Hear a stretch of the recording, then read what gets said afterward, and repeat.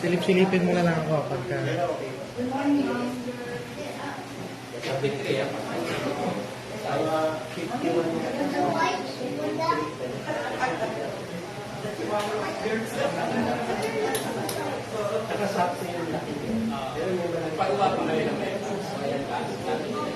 Ginagawa ko pero 15 years ago.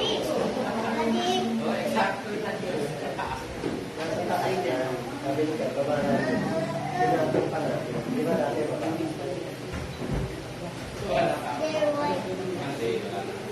Wala, nakaliga.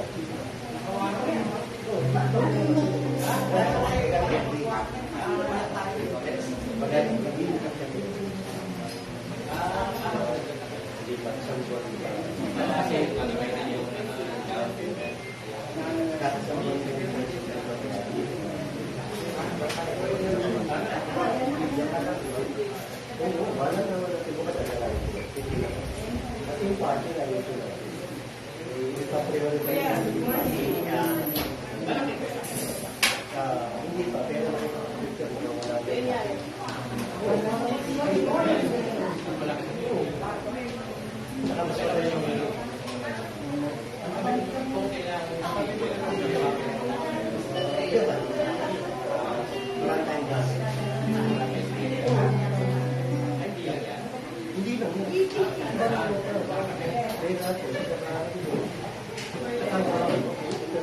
Before po tayo mag-start, let us settle down po and let's take our seats as we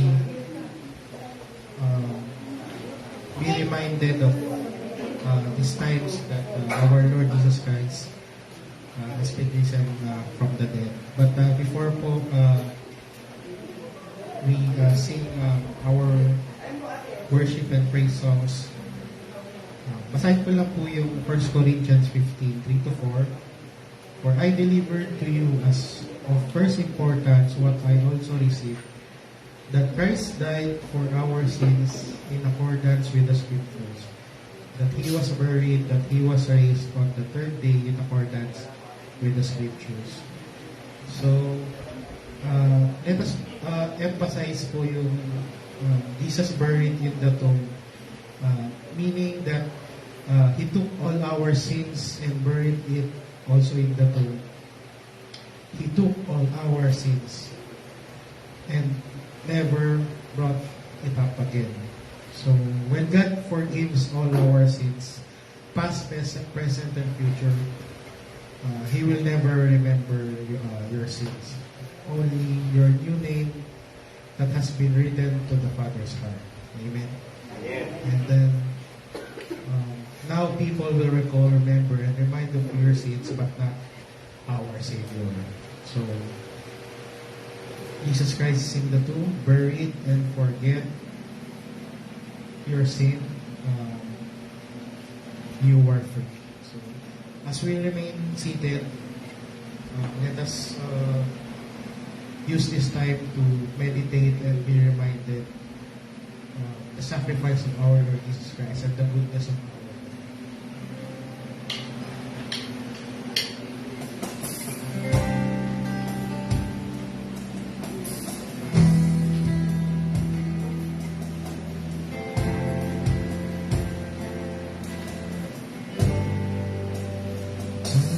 Of reflection,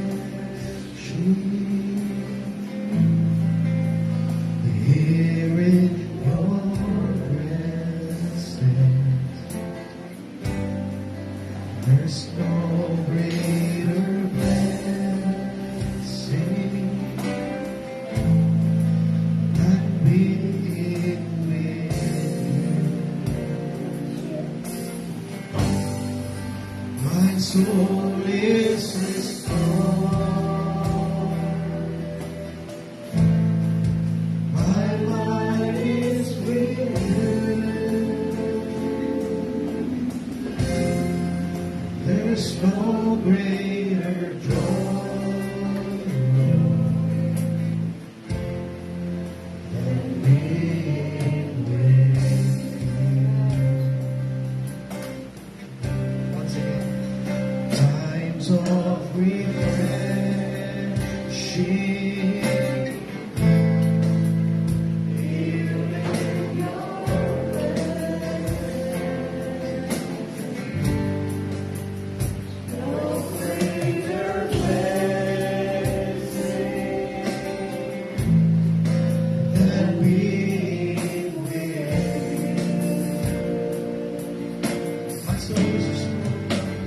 soul is restored.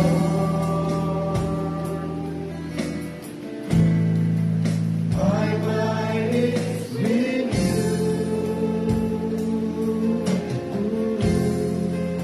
There's no greater joy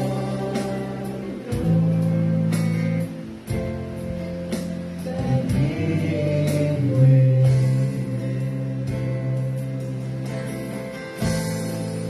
There's no greater joy, Lord,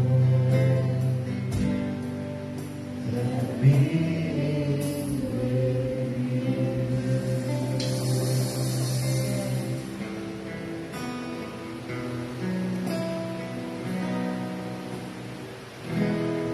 You are my strength when I am weak. You are the treasure that I seek. You are my only hope. Seeking you are so precious. Lord, to give up might be a foe. You are my only hope. Sing Jesus, love of God.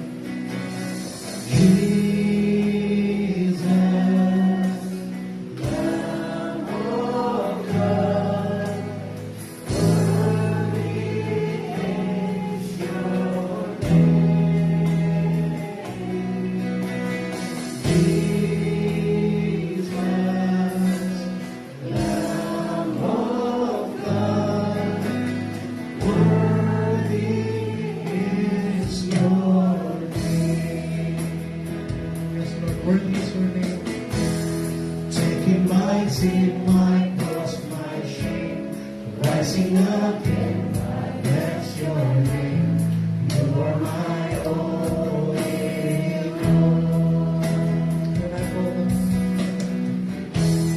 When I fall down, you lift me up. When I am dry, you fill my cup. You are my only hope. Yes, Lamb of God. Jesus, Lamb of God, worthy is your name. Jesus, Lamb of God, worthy is your name. Once again, Jesus, Lamb of God. Jesus, Lamb of God, worthy is your name. Jesus, Lamb of God, worthy is your name. Worthy is your name. Worthy is your name. Let's give our praise to our Lord.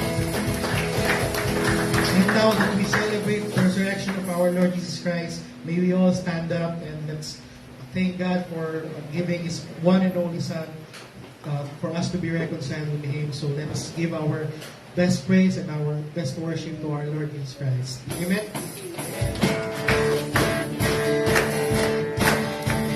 Celebrate the resurrection of our Lord.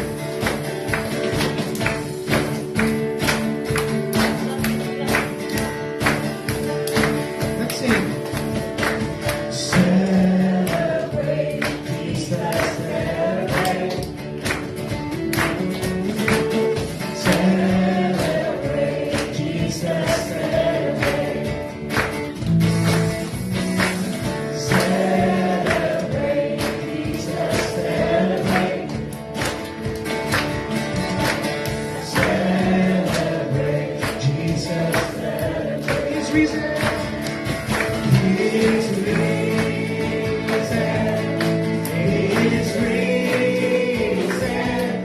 And we live forevermore. He's risen.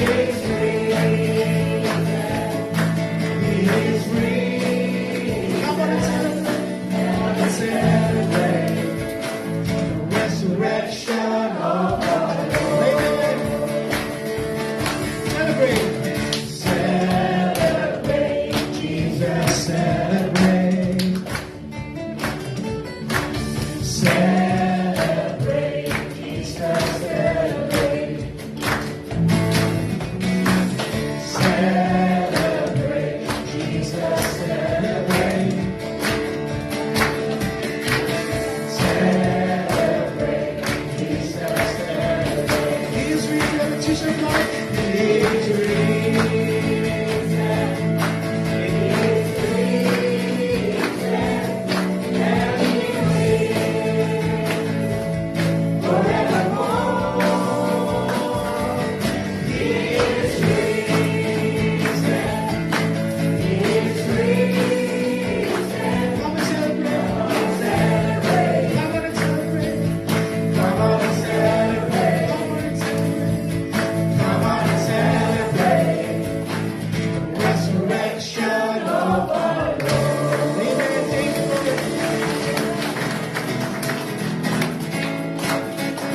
We need to give praise, oh Lord, and celebrate.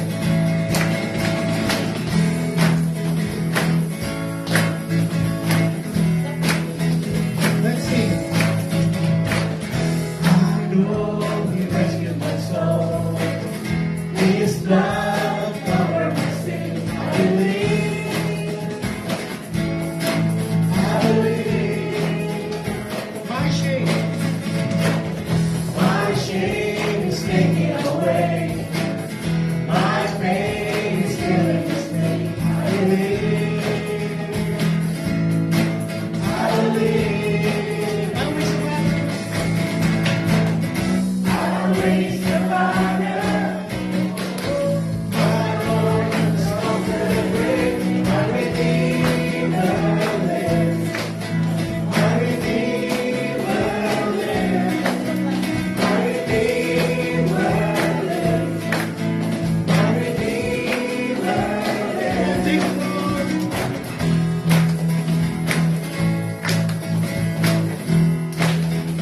Once again, I know He rescued my soul. His blood covered my sin. I believe. I believe. My shame was taken away. My shame is taken away. My pain is still in His name. I believe. I believe. I'll raise the banner. I'll raise the banner. My Lord has conquered the grave. My Redeemer lives. My Redeemer lives. My Redeemer lives. My Redeemer. You lift my burdens. You lift my burdens. I'll rise with you. Dancing on this mountain top to see your kingdom come. Let's sing my Redeemer lives. My Redeemer lives. My Redeemer lives. My Redeemer. Once again, my Redeemer lives. My Redeemer lives. My Redeemer lives. Last time, my Redeemer lives. My Redeemer lives. Praise the Lord. Lord, we bring up all the glory and praises to you, and we are blessed that you rose from the grave, Father, and continue to ready our hearts and our minds as we listen to your word and continue to celebrate the resurrection of Jesus Christ. Thank you, Father, for all, and we bring back the glory to you. In Jesus' name we pray. Amen. We can go back to our seats.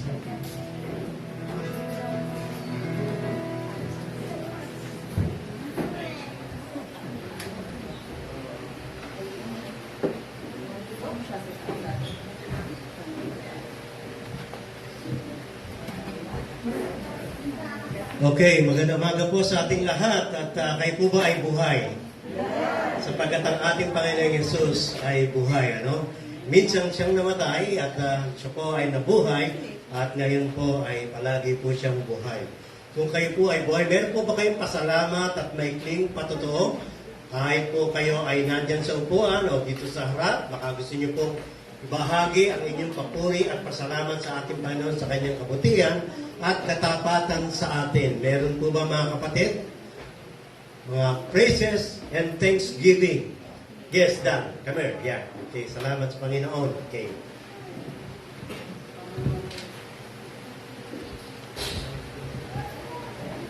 Ako po ay nagpapasalamat sa Panginoon kasi nung Good Friday, naka-online po ako sa Seven Last Words. And nag-remind po ang Panginoon sa akin ng ginawa niya. And yung resurrection ngayon is just a reminder kasi nangyari na po. Pero nire-remind niya po ako na lahat ng ating mga ginawang mali, aba yung resurrection parang resibo. Pag may utang po tayo at binayaran, alam po natin na fully paid tayo kapag po binigay sa atin yung resibo na fully paid.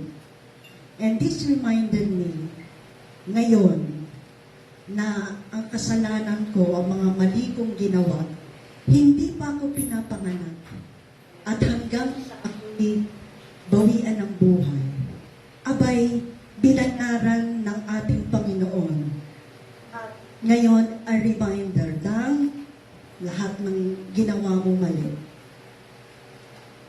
Binayaran ko na, it's full pay. Now, ako ba, parang, ay pwede na akong gumawa ng mali kasi bayad na naman ang gagawin kong mali. Okay? Hindi eh. Kung alam na po natin yung storya ng babae na umiiyak siya at sabi ng Panginoon, those who know that they are forgiven much will love me much. But if you think you are forgiven little, then you will love me little. Pero kapag naisip ko lahat ng mga mali, sa thoughts ko lang mula noon hanggang ngayon, napakarami. And then, God reminds me that, you know, you have been forgiven much. And ngayon, mas lalo ko siyang minamahal. Kasi, yung mga mali kong ginawa, minsan hindi ko rin ma-help, nagfo-fall pa rin ako. But the Lord reminds me that you will love me much because you know how much you have been forgiven. So, this is lahat nung minsan hindi ko mapatawad at naaasar pa rin ako. Kapag ni-remind to ng Lord, unti-unting na gumagaan at medyo unti-unti kong napapatawad at nare-restore yung mga bitterness ko. Alam kong all of it 100% will come to an end na pag sinabi ko, I have forgiven you. Even the painful memory ay mawawala din. It will come. So I thank the Lord for what He has done for us. Thank you. Meron pa isa? Okay na po kayo? Praise the Lord. Indeed, the Lord has risen.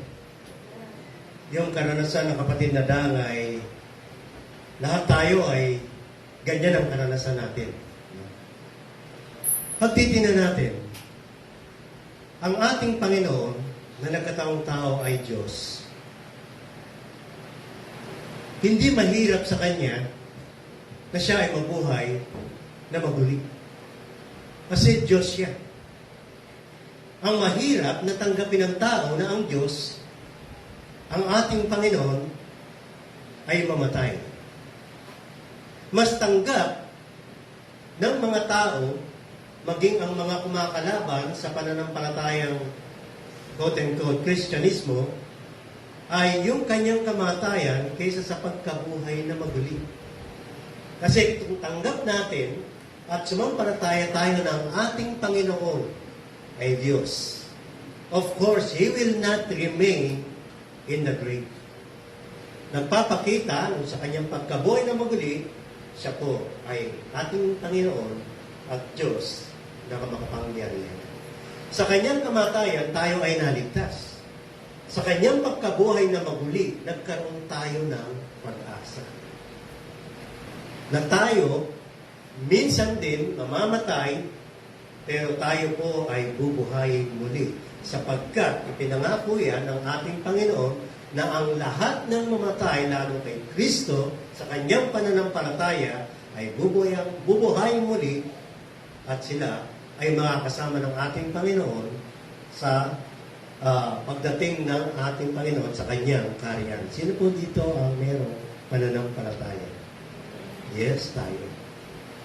Kaya po, sa umagang ito, ang pag-aaralan natin ay pupunta tayo doon sa kamatayan ng ating Panginoon, doon na-share natin yung Friday, sapagkat napakahalaga ng turo at pagkaunawa natin doon po sa ating pananampalataya sa ating Panginoon na siyang namatay para sa ating mga kasalanan. Kasi yung pong kanyang pagkabuhay na muli, nagbibigay na sa atin ng pag-asa na tayo po ay merong kasiguruduhan ng kaligtasan at pagkabuhay na muli sapagkat ang ating Panginoon ay nabuhay na muli. Pero yung kanyang kamatayan, yan po yung tinatawag nating pundasyon ng ating kaligtasan. At yan ay hindi tanggap at nalalaman ng marami na ang kamatayan ng ating Panginoon ay naging kapalit natin, kabayaran natin ng ating mga kasalanan. Kaya yan po ay napakahalaga sa ating pananampalataya. Kaya ang pag-aaralan po natin ngayon ay yung Jesus substitutionary atonement. Pagka tinagalog po natin, ang ating Panginoon ay naging pambayan at kapalit ng ating mga kasalanan. Kaya po kahit yung patutuo ng kapatid nila ay bumabagsak doon sa tema ng substitutionary atonement of the Lord Jesus Christ. Because when you talk about your salvation and your forgiveness of sins, past, present, and future, you are talking about the sacrificial death and atonement of Jesus Christ for all our sins. Amen po? Kasi yun po yung dahilan kung bakit po siya namatay. Ang kamatayan ng ating Panginoon sa Kristo ay naging pambayad sa atin, naging kapalit po nating makasalanan sa lahat po ng mga tao na paparusahan. Ano po sa Tagalog ang substitutionary? Kapalit, replacement, no? Pagka-atonement, naging penalty o naging kabayaran. Tinignan ko po, hindi ko matagalog kasi ang substitutionary naging kapalit, no? Parang lumalabas, ang ating Panginoon Yesus ay naging kabayaran sa ating mga kasalanan. Na imbis na ikaw ang ipako, no? Ang ating Panginoon Yesus ang siyang naging kabayaran ng ating kasalanan. Salamat sapagkat sa pagkabuhay na muli ng ating Panginoon, ang lahat ng pag-uusapan natin ay nandoon ang pag-asa sapagkat ang ating Panginoon Yesus ay nabuhay na muli. Kasi hindi po siya tulad lang natin, bagamat nagkatawang tao siya. Kaya lahat po ng kanyang itinuro, lahat ng kanyang ginawa, na ating pong nabasa sa banal na kasulatan ay pinatunayan ng pagkabuhay na muli. Ngayon, ang maganda nito, ito po ay naging pundasyon natin ng ating kaligtasan. Ano po ang mga dahilan ng tinatawag pong substitutionary atonement ng ating Panginoong Yesus sa ating pananampalataya at sa ating practice? No? Kasi yung kanyang substitutionary death, no, ay naging pundasyon hindi lamang ng ating pananampalataya, maging yung po yung ating practice, yung ating pamumuhay, maging sa ating pong pagsamba, sa lahat po ng ginagawa natin bilang kanyang mga anak. Kaya tutunghayan po natin yung mga bagay na yan. Una, ito po ay naging foundation ng ating kaligtasan. Okay? Yung substitutionary natin, ng ating Panginoon, ay naging pundasyon ng iyong kaligtasan. Bakit po?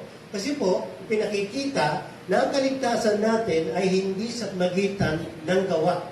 Nire-recognize po natin na ang ating Panginoon Yesus ay nagbayad, namatay, doon sa krus para bayaran ang lahat nating mga kasalanan, maging ang consequences ng mga kasalanan o yung bunga ng mga kasalanan.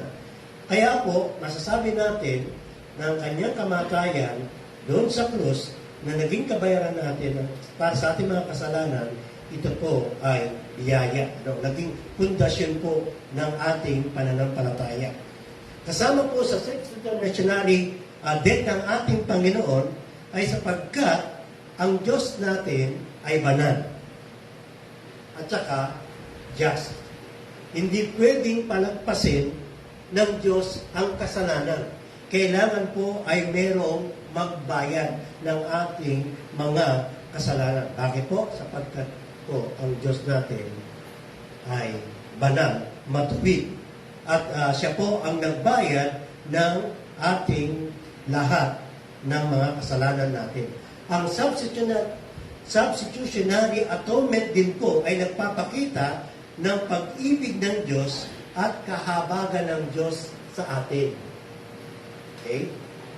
Bakit po? Sabi ni Pablo sa Romans 5:8, but God demonstrate His own love towards us, that while we were yet sinners, ano po nangyari? Christ died for us. Yung willingness ng ating Panginoon sa Kristo na mamatay para sa atin ay naging tunay at malalim na ekspresyon ng kanyang pag-ibig sa atin para po tayo magkaroon ng tinatawag na restored relationship. Ang mga bagay na ito po ay lalong naging totoo at nakita natin na ang ating Panginoong Yesus ay nabuhay na muli. Kaya po ma-appreciate natin lalo.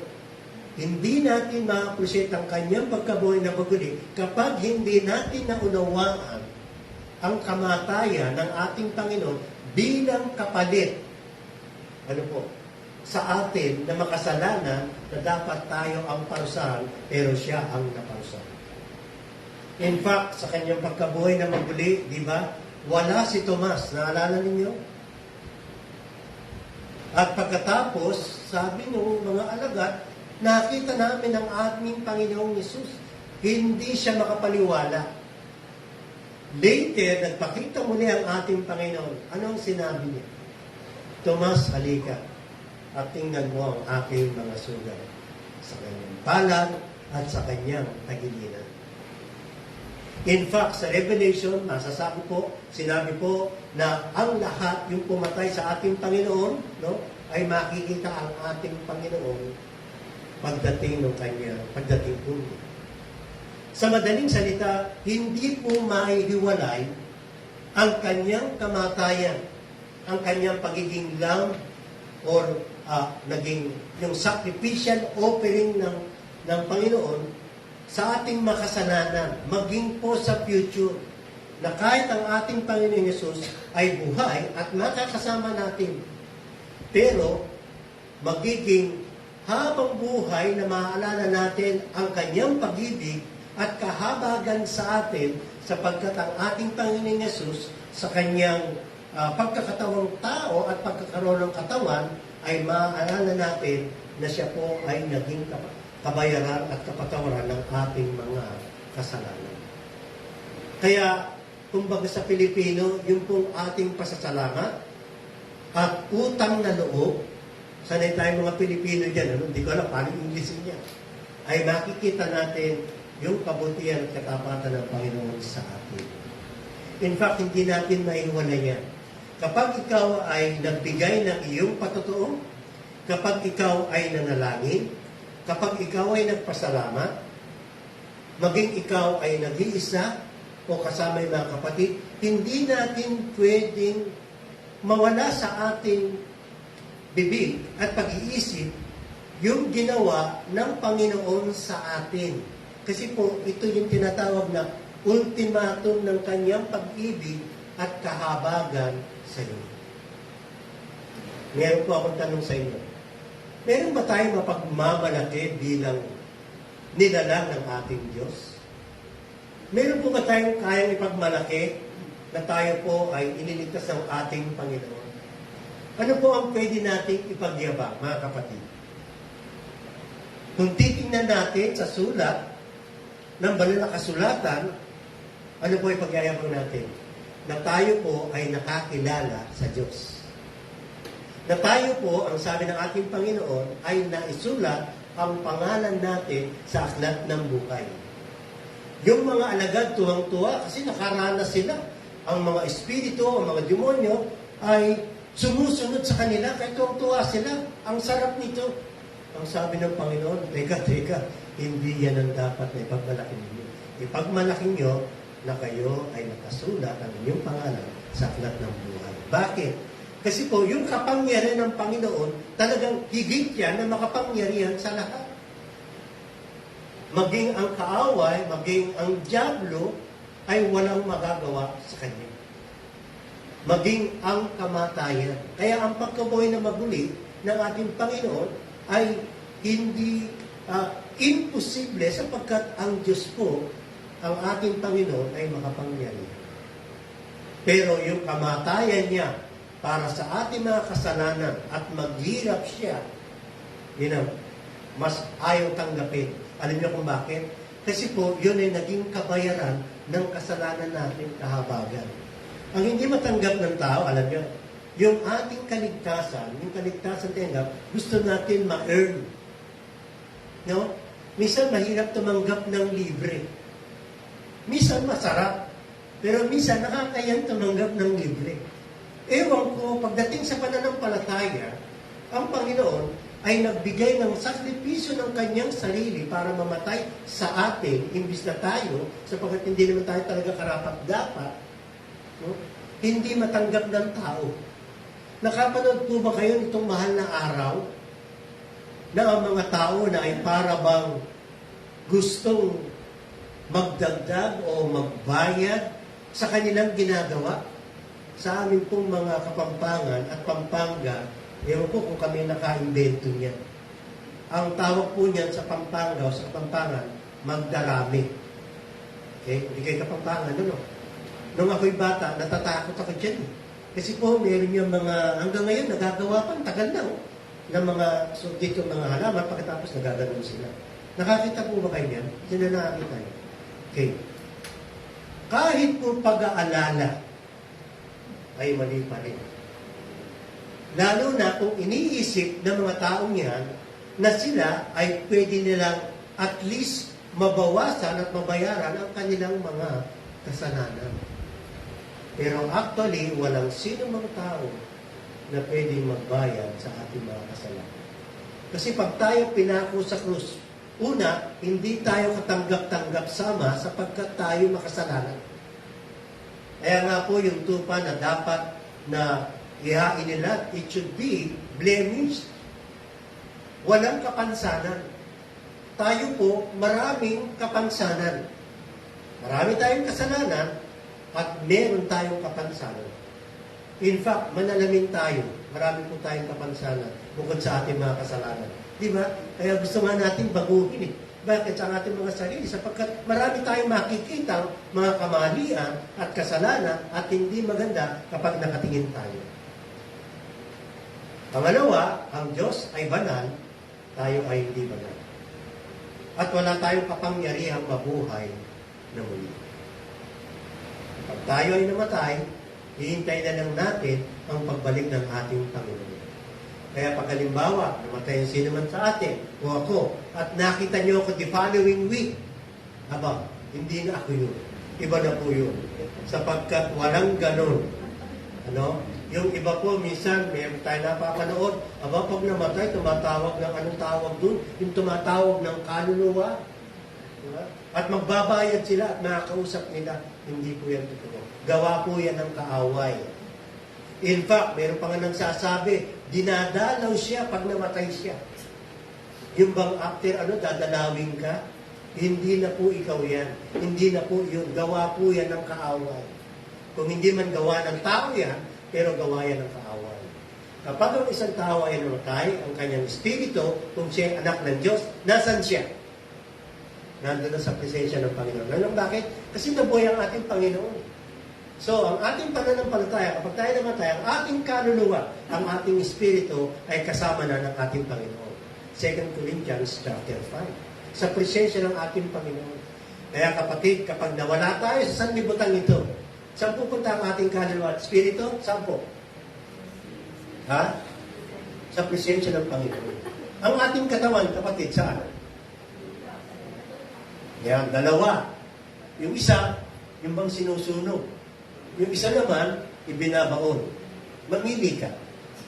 Ang point, pareho lang po yan. Marami nagsasabi, namatay, sinusunog. Maraming mga discussion dyan, ang mga Christian. Pero actually po, ang katawan po ay wala na. Tulad po yan ng isang damit na nagubad. Kaya nga, di ba sinasabi, papalitan yung ating damit. Wala na po yung katawan. Well, we respect the dead, maging yung kanyang katawan. Pero yung kanyang kaluluwa at spirito, wala na. Di ba kayo natutuwa? Na pagkatapos nun, wala ka na? Kaya kahit anong gawin at kausapin, wala na po. Kasi ang kanyang presensya, anak sa ng Diyos, nasa Panginoon niya. In fact, siya po ay nagse-celebrate na doon. At natutuwa. Sa isang iglap, nandun na po. Hindi po matagal. Kasi kahit po tayo, pag dumating ang Panginoon, di ba? In the twinkling of an eye, mapapalitan tayo. Yung pa kaya, na pag tayo namatay, ang bilis doon, kasama ang atin ng ating Panginoon. Bakit? Siyempre, ang ating Panginoon na buhay, na magdilig, at kasama po siya. Kaya, napakagandang pangako ng ating Panginoon. Ang ginawa po ng ating Panginoon po, ay pagka inisip natin, ito po ay magmamotivate sa atin, magtutulak, na tayo po ay mamuhay ng karapat-dapat sa ating Panginoon. Hindi kabayaran ang kaligtasan natin. Binayaran ng ating Panginoon. Dahilan sa ating pag-asa na ang ating Panginoon ay minahal tayo at binayaran niya ang ating lahat ng ating mga kasalanan. Tayo naman po, ay nag-uudyok yung pag-ibig na yan sa ating Panginoon na tayo ay sumunod at mamuhay sa Kanya. Not to earn your salvation. Not to pay for your salvation. Para ipinakikita natin na out of love ng grace at biyaya ng ating Panginoon, nagpapasalamat tayo. Ginagawa naman natin minsan yan sa ating mga kaibigan at mga mahal sa buhay. Kapag tayo ay niligaluhan, di ba? There are times out of gratitude, di ba? Bumabait tayo kasi napakabuti niya. Sinusuklian natin ng kabutihan at kagandahang loob sapagkat ang taong yan ay mabuti sa atin. Masama tayo kapag binigyan tayo ng kabutihan at sinuklian natin ng kasamaan. Ang Diyos, ang dami nating tinanggap na kabutihan at kagandahan ng ating Panginoon. Mga kapatid, tanungin kayo ba'y tumanggap ng kaligtasan? At pagkatapos ng kaligtasan, anong tinatanggap natin? Marami. Maraming blessing ang Lord sa buhay natin. Yung pag-iingat niya, yung provision niya, yung kagalingan sa ating pisikal na katawan, kalooban, lahat ng ating sakit, marami mga bagay ang tinanggap natin sa ating Panginoon. Yung ating paggising sa umaga, blessing na po ba yan? Blessing. At mamaya, kung meron tayong pagkain, blessing ng ating Panginoon sa araw-araw. Yung kalakasan natin. At kapag tayo may karamdaman, pinagaling tayo ng ating Panginoon. Ang isa pang hamon sa atin, alam niyo mga kapatid, magtulak na yung ginawa ng Panginoon sa atin bilang kapalit natin at naging kabayaran natin, ma-share natin sa iba ang kabutihan, kaligtasan ng ating Panginoon. Dapat ma-share natin yan, yung biyayang yan ng kaligtasan na tinanggap natin. At pangalawa, tayo po ay sumunod at maging alagad ng ating Panginoon sa Kristo. Kaya po sa ating pananampalataya, bilang mga anak ng Diyos, tayo po ay nagwi-witness. Tayo po ay nag-i-evangelize, nag-share. Tayo po ay nagmi-misyon. Bakit po? Binabayaran po ba natin yung ating kaligtasan? Hindi po. Inutos ng Panginoon niya na yung ating tinanggap na libre ay ibibigay natin at i-share natin sa iba na libre din. Di po tayo tulad ng iba na kapag tayo po ay nangangaral, meron po tayo sa harap na kung saan, di ba yung sa mga labas, na para bang tayo nangihingi, na para bang nandoon po yung parang yung bayad na kung saan kapag nangangaral, nangihingi po sila. Sila po yun, bahala po sila. Pero ako, sa nakita ko po sa banal na kasulatan, kung meron man po tayo mga kaloob, yan po ay tayo ay nagsasama-sama bilang ating paghahandog at papuri sa ating Panginoon. Yan ay during our time of fellowship. Unless may mga pangailangan tayo at sinabi natin, tulungan natin ating kapatid, yan po ay bahagi ng ating relasyon sa isa't isa. Pero yung kaligtasan na binigay ng Panginoon sa atin ay hindi po natin pwedeng masuklihan ng kabayaran maging ng pera at mga ibang bagay. Ang lahat ng ginagawa nating mabuti ay hindi bahagi ng ating kaligtasan kung hindi ito po ay bunga ng kanyang kabutihan at katapatan. Ipinakikita lang po natin yung kabutihan at biyaya ng ating Panginoon. Nagsasabi rin po na yung ating ginawa ng ating Panginoon Yesus, yung substitutionary atonement, ay nagsasabi po na tayo po ay merong assurance of salvation. Taas ng kamay nung ligtas na.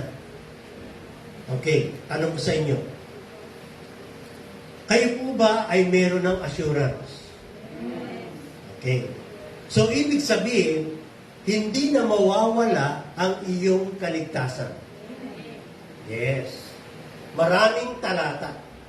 Ang nakalagay po rito, ang sabi, wala nang paghatol ang sinumang na kay Kristo. So, hindi ka nakatulan. So, kung hindi ka nakatulan, wala ka ng condemnation. Wala ng judgment.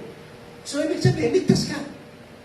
Meron kang assurance of salvation because you will not experience condemnation. Kasi alam mo kung bakit? Binayaran na yan ng Panginoon sa krus. Kapalit ka na niya. Siya na yung nahatulan. Siya na yung na-condemn. Yung po yung tinatawag na substitutionary atonement. Kaya napakalaking bagay na pag-aralan mo at tingnan yung tinatawag na substitutionary atonement. Sa kanyang pagkabuhay na muli, praise the Lord, buhay siya. At nakita natin siya. At nagsasabi, yung pananampalataya natin ay hindi sayang. Hindi nawala ng kabuluhan sapagkat ang Panginoon ay nabuhay. Pero ang tanong, ang hindi maunawaan na malalim ay yung ginawa ng Panginoon na pagbabayad sa atin. Ang laki po ng utang na loob natin sa ating Panginoon. In fact, may nabasa ako, dalawang pangyayari, isa sa India, na yung isang bata nahulog sa tren. At alam mo, may padating na tren na napakabilis. Yung isang binata, hindi niya na naisip yung tren. Ang inisip niya, kasi yung nanay nandun, dalawa yung anak, nahulog yung isa, talagang humangon siya ng takbo at pumunta doon sa tren at inakyat niya. Yun yung substitutionary. Yung isa din po, isang babae na nagpupulis doon po sa school. Yan sa US nangyari. At pagkatapos po, mayroong isang bata na nagpapatigil siya ng sasakyan, hindi tumitigil yung sasakyan.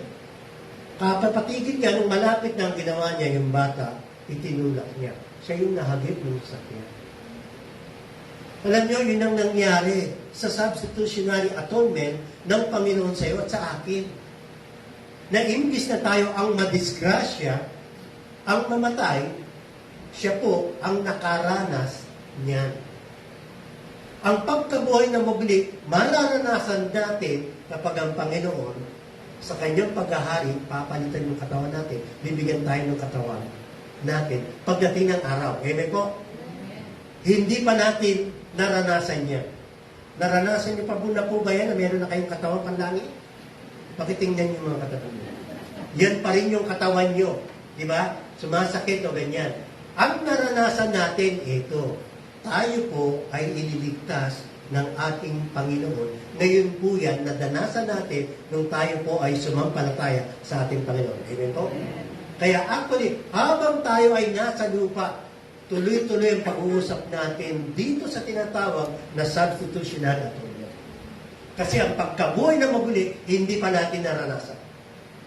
Pero yan ay pinangako ng ating Panginoon sa atin, at totoo yan sapagkat ang ating Panginoon ay nabuhay na muli.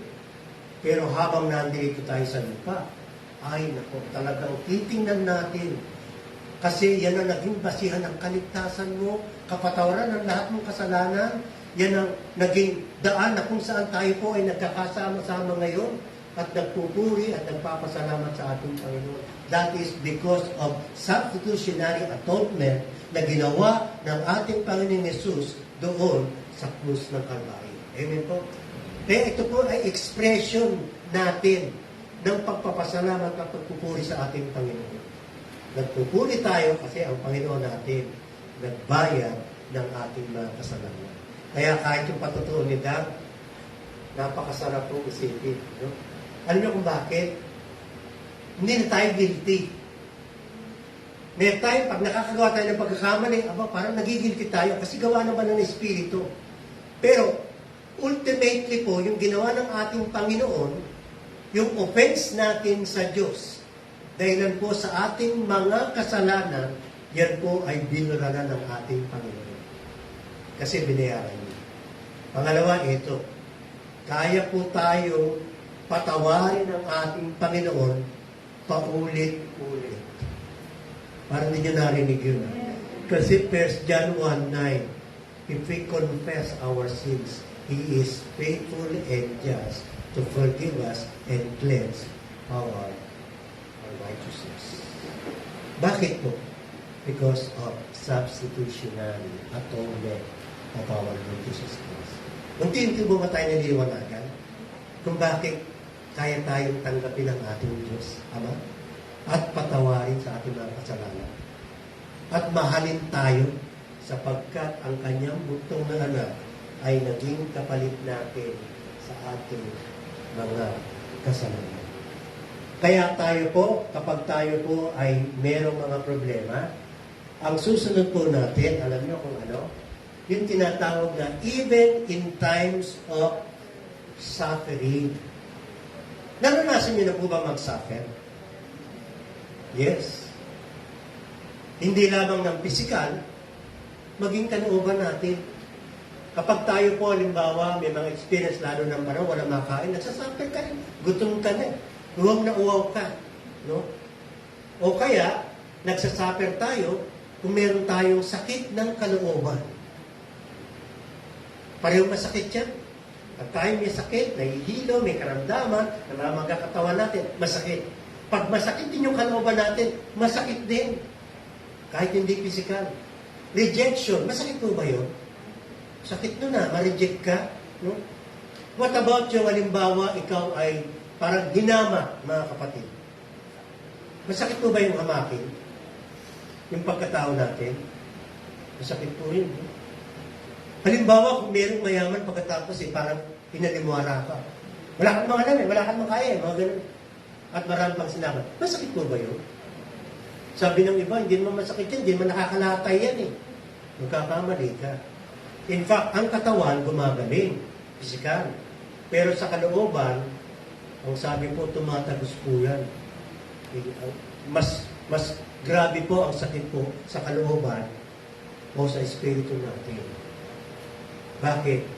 Kasi po, sa isip natin, mahirap pa sa matanggal. Mga kapatid. Yung halimbawa, sinabihan mo, ang sino man, bio-bio. Ayoko bang ngayon. Di ba? Sobra ka namang TANG-O, gano'n. Actually, di ba, hindi physical yun, pero masakit yun. Kasi yung moral niya, yung value niya, ano po, nahahamak natin.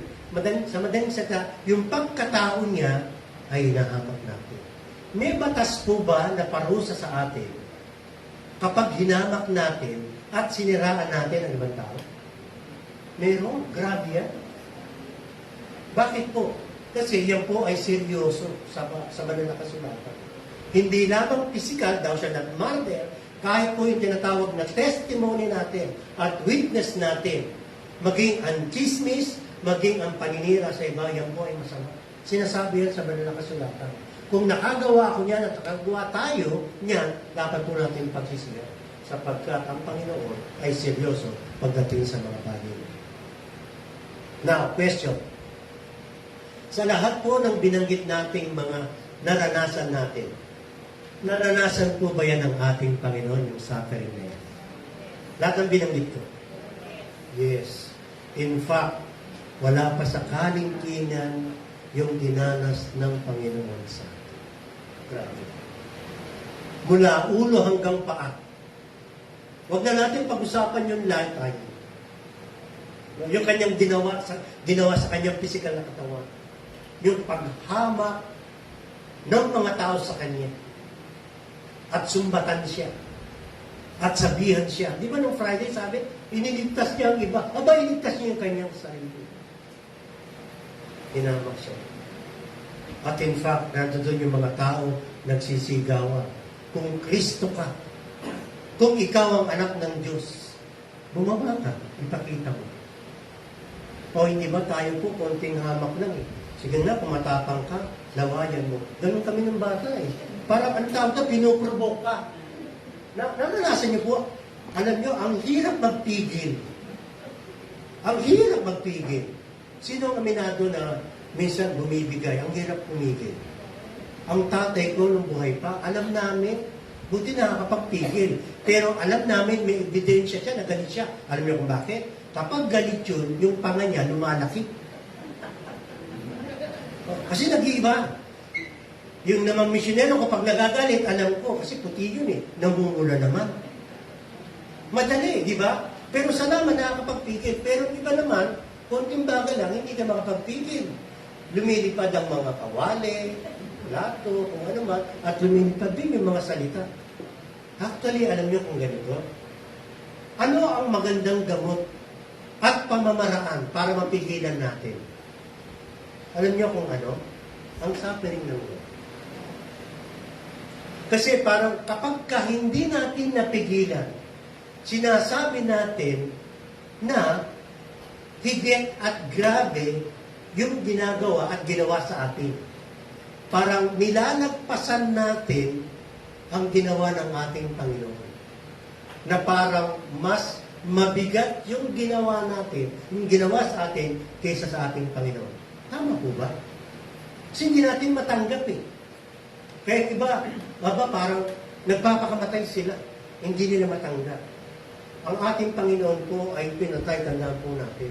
Tinorture po siya. Nung siya po'y hinuli, nagsimula na, bukod pa po doon sa ginawa sa kanya, sa panlalait sa kanya. Pero nung siya'y simulang huliin, hanggang patayin, hanggang siya po'y mamatay sa krus, grabe po yung kanyang naranasan. Kayo nahulog, bukol lang eh. Sama po. Nadulas ka, napilayan ka, masakit din yung naranasan ko.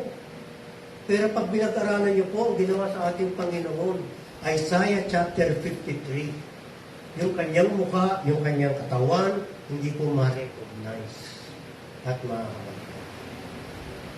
at pagkatapos sa ating naranasan, konting suffering po ay masasabi po natin na para bang kakaiba at grabe ang nangyari sa atin. Hindi po. Ang ating Panginoon po ay mas grabe. Ano po ang basis ng substitutionary? Sa haba po, God's purity and inability to tolerate sin, the sinfulness of humanity. Kasi ganito po yan. May substitutionary atonement. Ang Panginoon, binayaran yung kasalanan natin, Kasi po, ang Diyos ay banal. Siya po ay pure. Ano po? At hindi niya po kayang itolerate yung kasalanan natin. Kasi po tayong lahat ay ano? Makasalanan. All have sinned, ano po? And all fall short of the glory of God. At merong kabayaran ang kasalanan. The wages of sin is what? Is death. But the gift of God is what? Eternal life. Sa mga talatang yan, ganito. Ang kasalanan ay seryoso po sa harap ng Diyos. It takes the life of our Lord Jesus Christ to suffer, di ba? And experience death. Bakit? Kasi sa Diyos, hindi niya pwedeng tanggapin ang kasalanan natin na walang kabayaran. Ganun kaseryoso. Kaya yung pong kasalanan natin, konti lang naman yan. Konti lang naman pagsisinungaling yan. Konti lang nagawa. No. Ang kasalanan natin sa harap ng Diyos, ito po ay seryoso. Hindi po natin pwedeng biro-biro. Kasi po, bakit? Ang ating Panginoon, dahilan dyan, ay nagsuffer at nagbayad sa ating mga kasalanan. Kaya seryoso po. Kalungkot ang mga tao, parang biro-biro lang yung mga kasalanan. Even murder, adultery, lying, etc. Nakikita po natin, di ba? Ay parang ang kasalanan ngayon ay pinapalitan na lang ng mga term para wag mabigat o kaya dinadaan sa mga awit at biro. Pero actually po, hindi seryoso ang ating Panginoon sa lahat ng mga kasalanan. Kaya po, bakit? Kaya ang ating Panginoon nagbayad sa ating mga kasalanan. Ang natatalik po natin yun. Sa lumang tipan po, bahagi po yan doon sa tinatawag na substitutionary death ng ating Panginoon ng Atonement. Meron silang tinatawag na Day of Atonement sa Leviticus chapter 16. Sabihin nyo nga, Leviticus chapter 16. Para matandaan po ninyo at mabasa po ninyo. Kasi meron po tinatawag na scapegoat. Yung scapegoat po ganito, may mga experience po sila at pinagawa ng ating Panginoon. Meron po yung tinatawag na imputed sin, na kung saan yung kasalanan mo, magdadala ka ng hain, or tupa, or kambing, papatayin nyo, pero ipapatong yung kamay mo doon sa, anong tawag doon? Doon sa sakripisyo, halimbawa, tupa. Tapos papatayin nyo. Ibig sabihin, yung kasalanan mo, ililipat sa Kanya. So, yun po nangyari sa ating Panginoong Jesucristo. Na nung siya'y napako sa krus, yung kasalanan natin nalipat. Sa lumang tipan, meron silang gesture noon. Yung sacrificial po nila, sacrificial lamb nila, bago po yun dali para patayin. Yung mag-aalay, lahat sila, ilalagay ang kamay mo pagkatapos ako. Ang ating Panginoon, nung nakita ni John the Baptist, diba, saan sabi? Behold, the Lamb of God, which taketh away the sin of the world. Sa mga Hudyo, alam nila yun. Kasi ginagawa po nila yun. Na kapag binanggit ang lamb, yung sacrificial lamb, ilalagay, tapos kapatid. Alam mo, kung tutusin, kung ang Panginoon, walang substitutionary atonement, meron pa po tayong dala ngayon. Kambing, marahil kalapati, o tupa. Kung hindi pa dumating ang Panginoon at nagbayad, gagawin po yan ng mga, of course, ng mga Hudyo at maging po mga tao. Magsasakripisyo tayo. Pero ang Panginoon, hindi na po natin yan kailangan danasin, ginawa yan ng ating Panginoon. Meron pa po silang scapegoat ganito. Doon po sa templo, halimbawa si Aaron at saka yung mga priest, kasi yung tinatawag na high priest, pupunta siya sa templo. Yung templo po, nahati po yan sa dalawa. Yung holy place at saka most holy place. Yung holy place, doon po yung sila minsan nagsasakripisyo every time na sila po ay pupunta doon. Pero yung most holy place, isang beses lang pwedeng pumunta doon si Aaron o yung high priest. Hindi po pwede basta yung priest, hindi po pwede basta kung sino, kung hindi yung high priest, once lamang po for a year. At ang gagawin nila, kukuha sila ng dalawang, halimbawa, kambing, at pagkatapos po, yung isa pakakawalan, yung isa papatayin. Bago po nila gawin yan, ay meron po kayo mababasa doon, they will cast lots.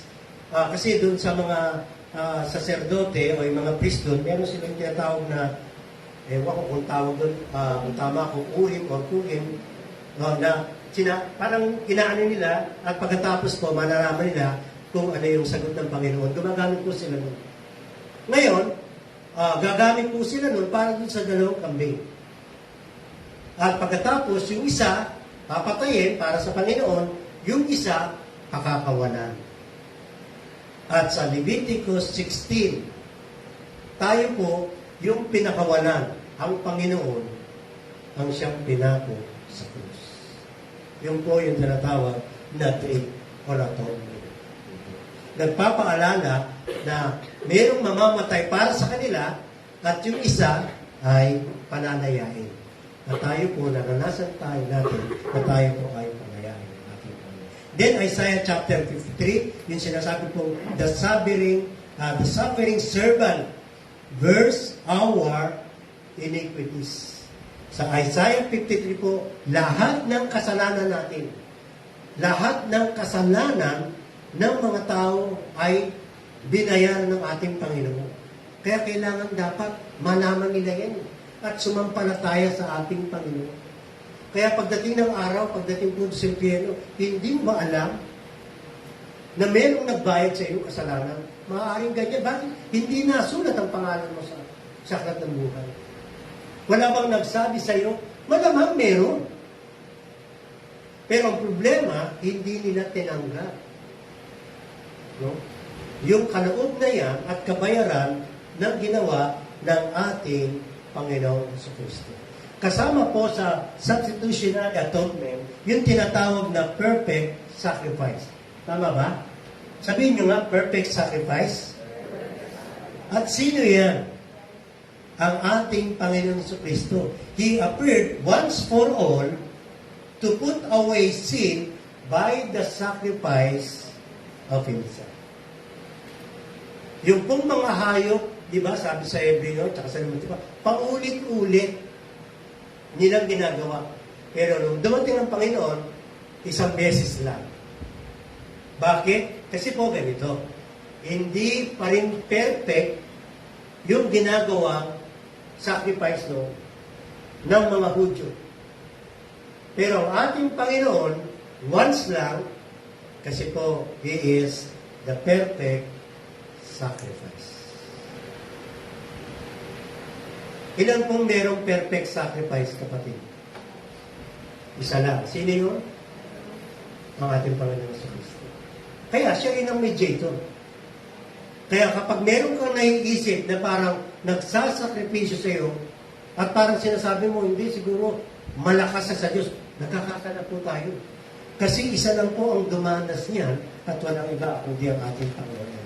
Substitutionary death, ito. Sabi po sa sulat ni Pedro, Christ suffered once for sins, the just for the unjust. Sino po yung just? Ang ating Panginoon sa Kristo. Sino po yung unjust? Tayo. Kaya napakaraming term pala, no? Hindi lamang tayo pala makasalanan. Hindi lamang pala tayo hindi katanggap-tanggap. Hindi tayo po rin ang tinawag, sabi po ay the just for the unjust. Sa matuwid at hindi matuwid. At ang Panginoon ay naging kabayaran natin. Then, reconciliation through Christ. Sa 2 Corinthians, God made Him who knows it to be sin for us. Nagkaroon po ng kapayapaan at reconciliation dahilan po sa ginawa ng ating Panginoon. Reconcile na po ba kayo sa Ama? Yes. Dati po, we are not at peace with God. But now, we are at peace with God. Napayapa po. Nagkaroon ng kapayapaan. Dati po, we are enemies of God. But today, we are friends of God. We are friends of God. At tayo po ay meron ng kapayapaan sa Diyos. Dati po ay kaaway tayo ng Diyos. Aba, huwag mo sabihin na, wow, hindi, malakas ako sabihin. Kaibigan ako ng una pa, pinaman ako, nagkakamali po tayo. Tayo po ay kaaway ng Diyos. Dahil lang po sa ating mga kasalanan. Meron pa, ito pa, justification. Romans 3:23, 24:25. Justified freely by His grace through the redemption in Christ Jesus. Ano po sa Tagalog yung justification? Pag-aaring matuwid. Yung pong ibig sabihin. You are justified. Actually, it's a court and law term. Na kapag ikaw ay justified, wala na. Hindi mo na pagbabayaran ng kasalanan mo. Kasi, inari kang matuwid. Sanctification sa Hebrews 10:10. We have been sanctified through the offering of the body of Christ once for all. Ito namang sanctification, ginawa kang banal. Ang dami pa lang ginawa ng Panginoon, no? Yung sunod na natin, adoption, ginawa tayong anak ng Diyos.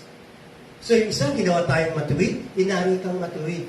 Pangalawa, inari ka rin walang kasalanan. No? Kasi pinabanal ka ng Diyos. Tapos, ginawa kang, anak ng Diyos. Grabe yung dami ng anak ng Diyos. Yung po dahilan sa substitutionary death. Ano po ang maging mga resulta pa?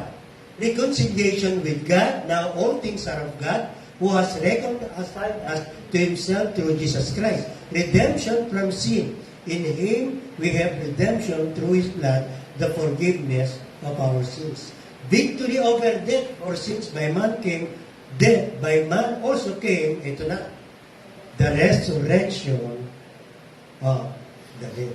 Kaya nga po, meron ng victory over death. Kaya tayo po, ang ating Panginoon ay victorious. Sapagkat siya po ay nabuhay na mabuhay. Bilang mga anak ng Diyos, mga kapatid, ang hamon sa atin. Since nakita natin yung maraming ginawa ng Diyos Ama sa pagitan ng ating Panginoon Kristo, anong pwede mong gawin? Yan ang challenge sa atin.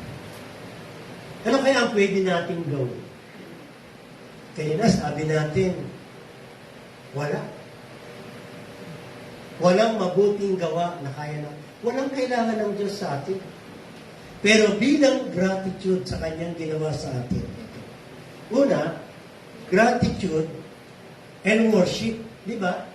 Kasi pinili tayo ng Panginoon. Nagsabi, that you proclaim the praises of Him who called you out of the darkness. So, ang pwede pala natin gawin, sambahin natin ang ating Panginoon at magpuri at magpasalamat tayo sa Kanya. Kapag hindi natin ginawa yan, parang lumalabas, parang baliwala ang ginawa ng Diyos sa atin. Parang wala tayong kalooban. Ang tawag doon, utang na loob sa ginawa ng Panginoon sa atin. Kaya po, pagdating halimbawa, doon sa praises, dapat po nag-uunahan yung mga bagay na yan na ginawa ang Panginoon sa atin. Meron po ba kayong pasalamat sa ating Panginoon? Meron po ba kayo din problema? Sino dito yung mga... Meron Thanksgiving sa mga? Meron?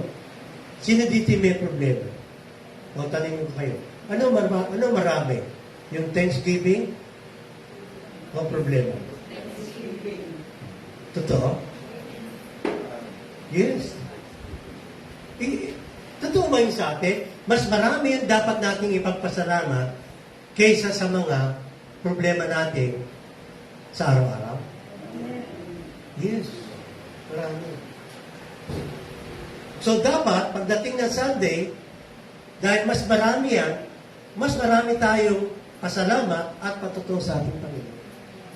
Kasi we are full of gratitude and worship. In fact, bago pa nga lamang dito, dapat nagpasalamat natin tayo sa Panginoon. Pagbukas ng bintana natin, Lord, salamat po. Ang ganda ng araw. Kaysa pagbukas, ang init naman. Di ba? Pagbaba mo, salamat. Ay, nakababa ako. Praise the Lord. Salamat sa kape. At hindi yung walang palaman. Kasi, ang experience natin, nasasanay tayo na ang buhay natin ay nagiging parang negatibo sa maraming mga bagay. At nalilimutan natin na bawat segundo ay kabutihan ng ating Panginoon. Kanina, tinanong ko yung sarili ko habang nakahiga. Kasi maaga pa, bumalik ulit ako, nakahiga ulit ako. At ang tanong ko, kasi minimeditate ko, tinitingnan ko po itong ginawa ng Panginoon sa atin. At tanong ko sa sarili ko, pwede ba akong maging gratitude at maranasan ko yung kapayapaan niya kung ako ay nandoon sa kagipitan, inisip ko po yung mga bagay na maaaring ako'y nasa gitna ng isang bagyo, o kaya sa gitna ng maraming mga tao, o kaya sa isang kulungan, o kung ano man, pwede ba akong maging payapa? Sinagot ko talaga eh. At alam mo, ang sagot, yes. At ang lumalabas ganito, ang kapayapaan at pagpuri sa Panginoon, it's also a choice. Yung kapayapaan nasa akin na binigay ng Panginoon, dapat piliin ko na ma-exercise ko yung kapayapaan na yan. Eh, paano kung mismo yan, sinampal ka? Alam mo, meron pa rin no? Meron ka pa rin, pwede ka pa rin pumili. Yung response natin, kahit anong sakit, hindi ko alam kung gagayahin natin ang ginawa ng Panginoon sa atin. Na ang response niya ay mabuti pa rin. Kasi pwede po nating piliin ang mga bagay na ating nararanasan, mabuti man o masama. Bilang mga anak ng Diyos, kapag tayo po ay magkakasama, halimbawa po kung pinagsama na tayo ng Panginoon, dito pa sa lupa, hindi pa siya bumalik. At inatira tayo ng Panginoon, magkakasama tayo. Siguro isang buwan. Tatagal kayo? Magkakasama tayo? Baka isang araw, mahirapan tayo, ha? Kakain tayo, maghugas tayo ng plato. Halimbawa, isang linggo, magkakasama tayo. Tayo rin ang gagawa. Walang iringan. Siguro, ang hirap niyan. Isang buwan, magkakasama tayo. Masaya ba tayo talagang yung pinakita natin ng Bisani, ganyan? Yes, di ba? Mga anak ng Diyos. Pero masusubukan tayo. Kasi lalabas minsan yung ating sariling pag-ugali. Kaya, ang unang challenge, i-challenge natin sarili natin. Ako nga nagkampi. 2 linggo, camp. Naku po. Doon lamang sa pagtulog, nagre-reklamo na kami. Kasi merong malakas magdilim. Meron pa nga ako nakakatabi, pag-gising ko, nasa baba na ako eh. Meron pa pag magsisiyar ka, magbubuhos ka, yung iba, hindi. Pwede ka magreklamo. At kapag nag-ano ka ng pagkain, para bang, ba't ang dami nung sa'yo, konti. Pwede. Kaya iba, ayaw na. Bakit? Kasi hindi na sana. Pero alam mo, kung tutusin, dyan natin makikita ang ating Panginoon sa buhay natin kung sino tayo. Kung ang Panginoon nag-suffer siya na tiis niya, tayo pa kaya? Kaya natin. Kaya natin tiis. Okay lang yan. Medyo dyan. At ang siyempre, ang ating Panginoon. At alam mo, ito. Sanayin natin ang sarili natin tulad ng ating Panginoon. Na tayo pong ay nag-iipon ng marami nating pagpapala sa ating kalooban. Total, mahal na araw ng Friday, ngayon pagkaboy na mobilit, manenermon muna ako sa iyo. Parang ganito. Araw-araw po nag-i-invest tayo. May negosyo ka, may investment. Pero alam po ba ninyo, araw-araw, alam ko nag-meditate, nag-i-invest tayo araw-araw. Meron tayo pong tinatawag na bangko. Nag-iipon kayo, mga kapatid. Minsan sa isip, kalooban. Ang daming pwedeng paglagyan. Ang isip po natin, capable na mag-memorya ng maraming bagay. Elementary ka, memorya mo pa. Lalo na yung masakit sa'yo. Lalo na yung mga bagay na nangyari sa'yo. Dala natin yan. Araw-araw naglalagay po tayo. May nadaanan ka sa lugar na to, ang sungit. Di ba, malalasan mo. Nadadagdagan. Nagkakaroon ka ng parang ipon. Ang tanong, ano ang naiipon sa ating marami? Kung hatred and even bitterness, lalabas yan. Pero pag-ibig at kapayapaan, mahirap tayong basta mag-respond ng libro. Kapag tayo po ay nakapulot ng mabuting bagay, itago natin. Pero pag masamang bagay na ginawa sa atin, anong dapat natin gawin? Alisin natin. Iwaksin natin ang mga bagay na hindi maganda at mga bagay na ginawa sa atin laban sa atin. Dapat hindi po natin ganap. Totoo, hindi po natin mabubura. Kung nabubura nyo, bang galing nyo. Pero hindi po eh. Kasi memorya natin. Kaya mo parang Pero dapat ang kalooban natin, yung galit natin at bitterness, dapat wala doon. Hindi mo mabubura, pero sa kalooban mo, burado na. Ibig sabihin, pinatawad mo na. Ibinigay mo na sa ating Panginoon. Kaya dapat, ang dadagdagan natin, ay ang papuri natin sa ating Panginoon. Every day is a blessing. Every day is thanksgiving. Every day is a gratitude. Kapag ganun tayo, amen. Kapag magkakasama tayo, palagay ko, araw-araw. Meron akong missionary, masungit siya. Pero ano ang challenge ako sa kanya? Kapag nag-iisa siya at nakasama kami, nakangiti siya. Ay nakatunggay mo. Hanggang ngayon, naalala ko. Kaya naman yung response niya, so far, pag lumapit ka, maganda. Kasi parang sinasanay niya na yung kalooban niya ay maging masaya at maligaya. Tayo po ba ay meron talagang dapat ipagsaya ang mga anak ng Diyos? Amen. Kahit kabiguan po natin, ipagsasaya natin kung tutusin. Bakit? Sapagkat yan ay kabutihan at ginawa ng Panginoon. And of course, pagbabago ng buhay natin, di ba? Put off the old man, ano ilalagay natin? Put on, the new man. Kasi bago na tayo. At pagkatapos ang sabi, wow! Go therefore and make all disciples of all nations. So hindi lamang pala sa buhay natin natatapos ang kabutihan at ginawa ng Panginoon sa atin. Even tayo po ay inuutusan tayo, we are asked to go and make disciples of all nations. Kaya tayo po ay alagad at tayo po ay dapat sumunod sa paggawa ng mga alagad. Mamaya po, meron tayong panalangin sa isang kapatid. May mission po ito. Okay? Ipapanalangin natin. Okay? Mamaya po yan pagkatapos po ng ating kalooban. Pagpalain po ng Panginoon ang kanyang mga salita sa atin. At ang kabutihan at ginawa ng Panginoon sa atin. Salamat.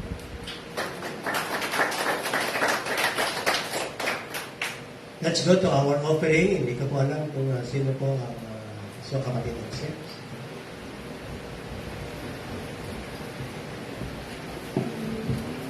Purihin ng Panginoon sa napakaganda at mayaman ng mensahe sa araw na ito. Siguro naman kilala natin yung pinakamayamang tao sa buong mundo sa panahon natin. Kilala niyo ba siya? Okay. Sabi nga sa kanyang network, ang kanyang pera daw, lahat ng property is 195 billion US dollar. I don't know kung ma-imagine niyo yung 195 billion.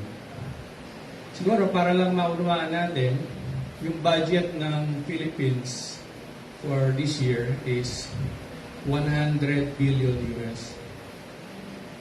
So next year, siguro gawin mo ng 100 plus 100, 200 billion US dollar. Yung po yung pera o yung yaman ni Elon Musk. Kaya niyang buhayin o tustusan ang Pilipinas sa loob ng 2 years. Walang income. At kaya lang ang tanong, talaga bang kaya niya, ganun ba talaga kayaman si Elon Musk? Pero pag kinumpare natin sa value ng Earth, ang Earth ay nagkakahalaga na 5 quadrillion US dollar. So in terms of percentage, 0.004% ang property o network ni Elon Musk. Sabihin, wala pang malayo pa sa 0.1%. Way to go. Pero siya na yung pinakamayaman. Pero sabi sa Matthew 16:26, what does a man profit if he gains the whole world and yet lose his life? Sabi ni Panginoon, what shall a man give in return for his life? So, nakakalula yung sinabi kong mga halaga. Pero sa mata ng Diyos, bali-bala eh. Kung pupunta ka rin lang naman sa walang hanggang kamatayan, what's the point? So I'd like to dwell on the next question. What shall a man give in return for his life?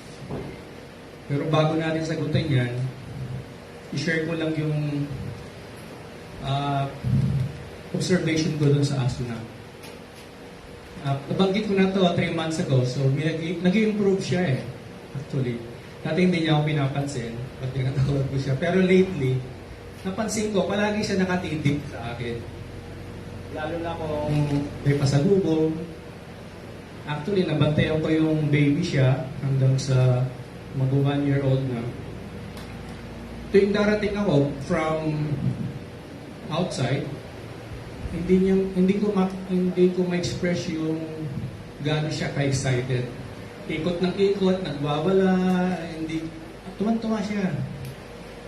Tapos, early in the morning, pagbukas ko ng pinto, nandun siya sa pinto ng kusina. Nag-aabang. At the whole day, kung nasa bahay ako ng whole day, nakasilip dun sa pinto na may screen, nakatitig siya sa akin. Sabi ko, ano kaya nasa loob ng isip ng aso to? At pag nasa office ako, hanggang kung isang late night, hindi ko alam, kasara yung screen, medyo madilim na may ilaw, pero hindi ganun kaliwanag. Siguro may lamok. Pero pagbukas ko, nandun siya sa pinto ng office. Wow. Seryoso to. Kaya nahulaan ko, ano kaya naman ang isip ng aso to? 24 hours a day. Siguro ako, devoted siya, dedicated. Ang tanong, what shall a man give to God in return to his life? Ang layo natin sa aso, hindi tayo comparable. Pero, ang laman ba ng isip natin ay taba ng laman ng isip ng aso? Na yung kanyang kilalang kaibigan ang umaoccupy sa isip niya. Hindi naman siguro naiisip niya yung kapatid niya. Hindi niya naiisip yung future niya. Hindi naiisip niya yung past niya. Hindi niya naiisip yung kakainin mami yung next meal, yung aso. I'm talking about the Lord. Ano ba yung laman ng isip natin? Future, kakainin, mga anak, mga pangarap. Why don't we give what the Lord deserves? He deserves all of us because we are more than the value of the earth. Each of us. In fact, hindi kayang kumpitin eh. Hindi 5 quadrillion tayo. Because the most valuable person in God the Father is who? His own Son. Winidhold ba niya si Jesus Christ? Hindi. Yung binanggit na suffering, biglang siguro tumalikod na lang ang Ama sa sobrang pangit nung pangitain at saka yung pakiramdam niya. And yet, And yet, ideaan niya na makumpleto yung pangit karumaldumal pagkamatay niya sa krus sa kamay ng mga nilalang niyang makasalanan. I don't know, ang daming topic doon sa maikling panahon na yun. Hindi kasya sa isip natin na nahimayin ang yaman ng love, ang yaman ng sacrifice, ang yaman ng valuation, ang yaman ng... Pero babalik ako doon sa next question. What shall a man give to God in return for his life? So yung binanggit na rin ni Pastor, wala. Gratitude. Yung pagpapasalamat natin sa Panginoon. Sabi nga, ano yung chief end ng nilalang na tao? To glorify God and enjoy Him forever. Wow. Let's enjoy the Lord as we give. Let's meditate on the goodness of God. What shall a man give to God in return for His love? So let me pray first, then we'll ask Friends, Lord, let me pray first. Aming Diyos at Ama, there's nothing that we can give back to You in return for our life. It's just too much, Lord. Hindi namin maubos, maisip ang Inyong ginawa na pagbabayad ng aking kasalanan. Kung hindi, ano ang makahantuan ng aking buhay. Maraming pong salamat po, Panginoon, as we give our offerings, goes our hearts with gratitude. Sa pangalan po ni Jesus. Amen.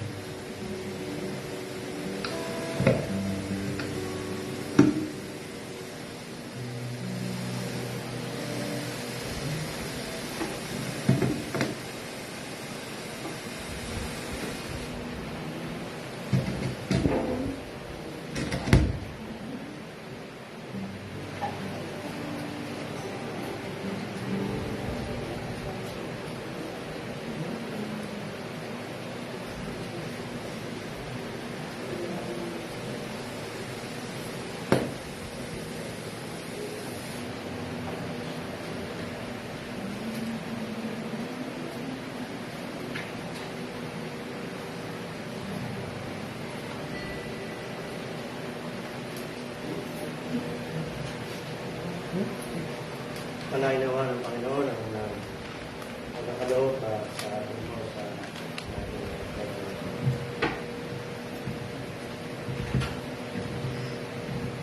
announcement po natin ay of course Wednesday po, meron tayong prayer meeting via Zoom po sa lahat sa atin. Umaga po tayo sapagkat ang isang kapatid po natin, ang kapatid na Rapi po ay this week, siya po ay pupunta sa probinsyang Mindanao. Ang totoo, nung siya po ay pumunta ron at bumalik dito, meron po siyang naiwanang gawain. Meron church po doon na nasimulan niya. No? Pumunta po siya ron dito, isang pagkakataon po na magkasama ulit tayo. At pagkatapos po ay later on, sa kilos ng Panginoon sa kanyang buhay, maging keda, ay karoon po siya ng desisyon na bumalik at isa po sa pinakaunang dahilan ay manatili at manumbalik po yung gawain. At sabi ko, since yan ang isang tawag ng Panginoon sa iyo, ay tayo po ay dadalangin, of course, at susuporta sa Kanya at magiging gawain na rin po ng NCCC. Ito po ay isang mission na rin natin bilang magkakapatid sa ating Panginoon. Kaya po, madalangin po natin siya mamaya na isang elder po natin, kapatid na Sir, pagkatapos saka po tayo mag-close. Bago po yan, tawagin ko po siya para makapaglahat siya ng kanyang bagay na saloobin tungkol po sa kanyang magiging mission at kalagayan niya pag-uwi po niya. Ang alam ko, ang alis po niya ay sa Wednesday, papunta ng Mindanao. No? 2027 ba? Ay, 2024 pala. Nasa ituloy yan. Salamat po, Kuya Cards. Ngayon ay habang nakaupo doon kanina at makikinig doon sa message, sabi ko dapat may connection doon sa message yung sasabihin ko. Kasi mahirap naman na abrupt ba yung sasabihin ko sa inyo tapos hindi connected doon sa message. Amen? So ang pinaalala ng Lord sa akin ay una, tatanungin ko kayo, ba't kayo nandirito? Nga? Anong sagot? Ba't kayo nandirito? Sabi ng mga pilosopos, kasi wala ako doon eh. Kaya nandito ako. So, it's not the right answer, di ba? So, ang pinaalala ng Lord sa akin ay yung isang verse. John 14:6. Sino nakakalam ng John 14:6 nito? I am the way, sabi ng Lord. I am the way, the truth, and the life. No one can come to the Father except through me. So ngayon, naisip nyo ba yan? Bakit inuna ng Panginoon yung daan? Pagkalabas ng daan, anong sabi niya? Katotohanan at buhay. May sequence, ba? Hindi yan hindi yan by chance. Talagang may sequence yan. Talagang may pinaparating sa atin ng Panginoon. Kasi una, sabi ng Panginoon, I am the way. Pag sinabing way, daan, di ba? Nung pumunta tayo dito, sa pananambahan natin, anong dinaanan natin? Daan. Di ba? Isang tayo dumaan sa daan. Ang pagpunta natin dito, ibig sabihin ay tamang daan. Kasi pwedeng napunta tayo doon sa mga, bukas na yung mga malls ngayon, bukas na yung mga, kung ano yung mga naiisip natin na mga ganda, window shopping, di ba? At salamat sa Panginoon at pinili natin yung tamang daan.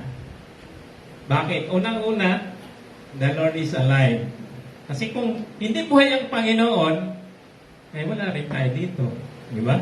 So that's the connection doon sa message ni Kuya Cards, na dahil ang Panginoon ay buhay, tayo ay buhay. At nakakapamili tayo ng tamang daan na tinatahakan natin. Amen? So, una is, Jesus Christ said, I am the way. Pangalawa, sabi niya, ako ang katotohanan. Pag sinabing katotohanan, absolute po yan. Pag sinabing katotohanan, yun na yun, di ba? Ang kamila doon, maraming hindi katotohanan. Isa lang yung katotohanan. Ngayon, pag nakapamili tayo ng totoo at tama, yan yung katotohanan. Sino nagturo sa atin yan? Ang Panginoon. Tinuruan tayo na lumapit sa Kanya. Yun lang naman, simple lang ang message ng Panginoon. The gospel is to come to Jesus. Nung lumapit tayo sa Panginoon, yun na yung buhay natin. Amen? Kaya sinabi doon sa number 3, I am the life. Pag napili natin yung tamang daan at nakita natin yung katotohanan na si Kristo, yun yung buhay. Why? Because we cannot choose what is right, what is true, and what is pleasing to the Lord. Because our ultimate goal is to come to the Father. If we please the Lord, if we please God, that's the ultimate goal. Kaya sabi niya, no one can come to the Father except through me. Because if we come to the Father, the life is there. Diba? Sabi ng Panginoon, pumunta ako dito, ang magnanakaw, anong ginagawa? Magnakaw, pumatay, at pero siya ay pumunta dito upang magkaroon tayo ng buhay at lubos na kasaganahan ito. That is abundant life. Kaya yung John 14:6, Kompleto na po yan, yung message na yan. Kung ano po ang ginawa sa atin ng Panginoon. We are here because the Lord died and rose again. Ganon din tayo. Before, di ba yung pagsisinungaling natin ay automatic lang yan eh. Hindi na tayo nag-isip, bakit alipin tayo? Yan yung sinasabi ng alipin ng kasalanan. Pag sinabing alipin ka, pag sisinungaling, automatic yan, hindi ka na mag-isip. Pag tinanong ng, pag nagkaipitan, pag sisinungaling lalabas. Nandun sa nature ng tao yan eh. Kailangan natin maligtas because all of us are slave to sin. Yan yung ginawa ng Panginoon. We call Him Jesus, sabi sa Luke, because He will save His people from their sin. Yung sin na yan, literal talaga yan na nasa atin. We are slave to sin. Iba-iba yung kasalanan natin. Yung iba ay slave doon sa anger. The Lord continually delivered me dyan kasi madami din ako mainis eh. So, di ko na lang pagandahin. Madaling magalit. Yan yung isa sa weakness ko. Kasalanan. Hindi ko na rin pagandahin. Kasi sometimes pinapaganda natin yung kasalanan eh. Merong iba ay alipin doon sa pangiinom. Yung iba alipin doon sa paninira. Yun yung nandun sa nature natin. Pero nung binigyan tayo ng buhay, pag lumapit tayo sa Panginoon, ay babaguhin tayo. Pag nabago yung buhay natin, nagkakaroon tayo ng buhay because we cannot choose the right path and the right way. Amen? So, we praise the Lord dahil tayong lahat ay binigyan ng Lord ng buhay. So, tandaan natin yan. Anong verse yun? John 14:6. Okay, so yan yung introduction ko. Ngayon naman ay may sinabi na si Kuya Carl kanina tungkol ko doon sa pagbabalik ko doon sa Mindanao, okay, nasimulan na ito, ay yung mga hindi pa nakakilala sa akin ay taga Mindanao talaga ako. Hindi ko lang alam ba't nandito ako sa Manila eh. Pero noon, pagka-graduate ko 1988, ay naghanap ako ng trabaho. 1990, buong taon po yan doon sa amin, sa probinsya namin. Mayroong backer, mayor. Mayroong backer, kapitbahay namin ang mataas yung posisyon niya. Pero hindi ako nakakita ng work noon. Imagine that. At pasado na ako ng board exam noon, 1988. Pagka-graduate ko, take ko ng board exam noong October, pasado ka agad. 1989 ay hanap ako ng work. Kaya hindi ako nakakita ng work. So to cut the story short, 1990 ay dinala ko ng Lord dito. Paano nangyari yon? Iyong lolo mo kasi ay umuwi galing US, kasi US citizen na yan. Pinoy siya pero US citizen na yan. Pag mga ganong mga Amerikano na yung naging kultura nila ay ayaw nila ng tambay. Kaya nakita ng lolo ko, ba't wala kang ginagawa dyan? Graduate ka na. Ang ginawa ng lolo ko ay dinala ko dito sa Maynila. Punta tayo doon sa Maynila at hanapan kita ng trabaho doon. Imagine, ang lolo ko pa that's 1990. So pumunta kami sa Maynila at tinawagan yung uncle ko. Nagkataon yung uncle ko na yun ay yung meron siyang posisyon sa Miescor. So manager siya sa Miescor at tinawagan, punta ka dito at bigyan mo ng trabaho tong pamangkin mo. So yung manager namin, siya pa yung pumunta at pinag-apply kami. So praise the Lord, nagkakita ko ng work. Kaya ako nakarating dito kasi hindi ako nakakita ng work doon. So anong sabi ng Bible doon? So meron tayong basihan dyan. Sabi sa Acts chapter 17 verses 26 to 27, ito ay pangangaral ni Pablo ito. nung second missionary journey. At ito yung sinabi niya doon sa taga-Athens. Sabi niya, Acts 17:26-27. From one man, he made every nation of men that he should inhabit the whole earth. And he determined the time set for them and the exact places where they should live. God did this so that men would seek Him and perhaps reach out for Him and find Him, though He is not far from each one of us.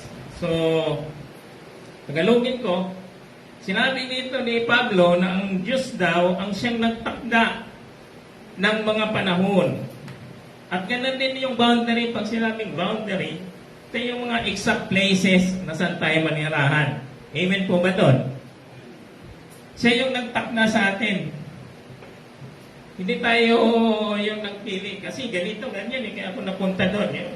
Might be the reason, kaya napunta ka doon, kaya napunta ka rito, pero may layunin ng Panginoon. Ang una, di natin alam, but sa huli ay makikita natin na mayroong layunin ng Panginoon. Ang una ay, siyempre gusto ko dun sa probinsya at comfort zone ko yun. Pero, iba yung layunin ng Panginoon sa akin Dinala ko dito sa Community Christian Church. That was, alam ko, 1993, nandiyan na po ako Second service yun. Bago pa lang yung building, wala pang second floor yun at hindi pa nabuhusan yung sahig. Mga year pa yung inaapakan namin noon. So, isa ko sa mga una doon sa yung bagong church na, bagong building, I mean. So nakita ko na ang Panginoon may layunin ng Panginoon, mayroon siyang layunin na makapunta ako dito upang makasama nyo dito sa fellowship na to. Amen? So yan yung nakatakda yan. Sabi ng Panginoon dito sa hindi tayo makapamili niyan. Ang pangalawa ay upang sa ganun ay yung mga tao na kung saan ay makakasama ko, tulad nga nung meron akong listahan dito, hindi ko malimutan. Nung taong 1993 to 2013 ay, at 1993 muna, ay napunta ko nga sa Community Christian Church at napasok din naman ako sa Meralco. After ni-score, stepping stone ko lang yan, at nagiging regular employee din ako ng Meralco. That was 20 years ago. So, 20 years po ako doon sa Meralco. At ganoon din sa bilang member ng pastoral team, ay matagal-tagal din ako doon. Kasi 1993 to 2013 Kasi nung 2013, nag-out Saudi na po ako doon. So, yung 20 years na yan, ay nagkaroon po ako ng Bible study doon sa Meralco. So, tinatawag, hindi po ako nagkukrusada, but ang tinuro sa akin ng Panginoon ay yung anong tawag dito, yung pag-evangelize through your workplace. So, hindi siya yung nagko-crusade ka. Pero siyang isang term yan Hindi ko pa medyo nalimutan ko. So, ibig sabihin, kung saan ka napunta, yun yung workplace mo. So, for that 20 years, ay naging membro po ako ng Meralco Christian Fellowship. At yan nga, doon ko nakilala yung head ng elders ngayon ng GCF, si Aris Lumagel. Alam ko siya yung ngayon Siya yung chairman doon sa mga elders, board of elders. Yung sabi nga ni Brother Dylan. Doon ko nakita yun, kaya tilala ko rin yun. Yung pinaka-head ng elders nila ng GCF. At ganoon din, ay may mga marami din kong nakakilala sa Panginoon doon po sa Meralco for not 20 years. Kasi nagkaroon ako ng Bible study. Every Wednesday po yun. Ang ginawa ko, lahat ng usually ang nakikater ko doon ay mga contractual Kasi may ginawang Panginoon, galing din ako sa pagka-contractual, kaya may share ako. Ang sasabihin ko sa kanila, kaya ng Panginoon, maging regular kayo eh. Kung pinadaan ako ng Panginoon sa pagiging regular, magiging probationary, and then ginawa niya akong in a day, naging regular.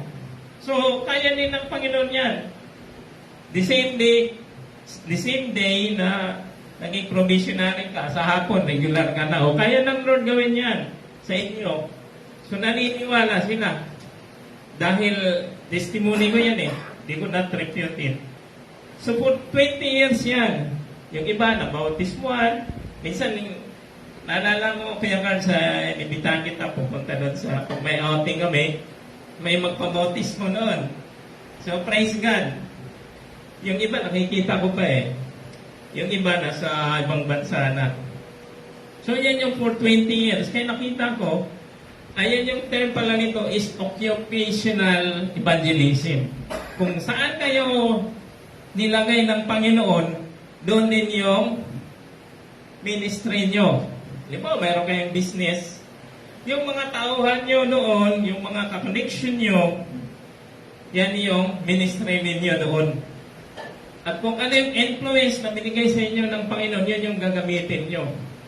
Kasi for the 20 years, puro mga, halos mga contractuals nga yung mga sumasali. Meron ding mga miracle regulars. Pero mostly yun, pumupunta doon yung mga contractual sila.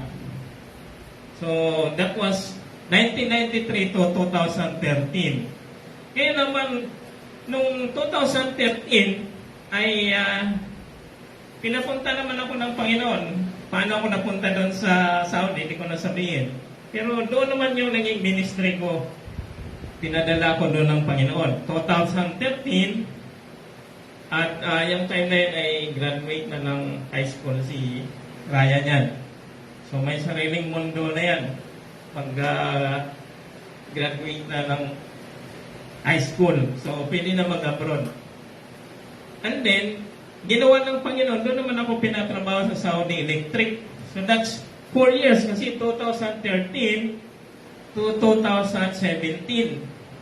At praise God, doon din ako na-ordain na full-fledged na minister sa World Ministry Fellowship. Kaya konektado din po ako, hindi lang po ako konektado dito, konektado din po ako sa World Ministry Fellowship, doon po sa Texas yan. Eh, meron kaming certificate, meron kaming lisensya yan, at anytime pwede po ako pumunta ng US as a clergy. Papakita ko lang yan sa US Embassy. So, doon ako na-ordain ng Panginoon sa Saudi Arabia. So, ano yung significant na nangyari sa life ko noon? Ito po yung nangyari. Meron ako isang kasama na isang civil engineer. Yan yung ginamit ng Panginoon na magiging, kasi hindi pa mananampalataya yon at yun ay tumanggap.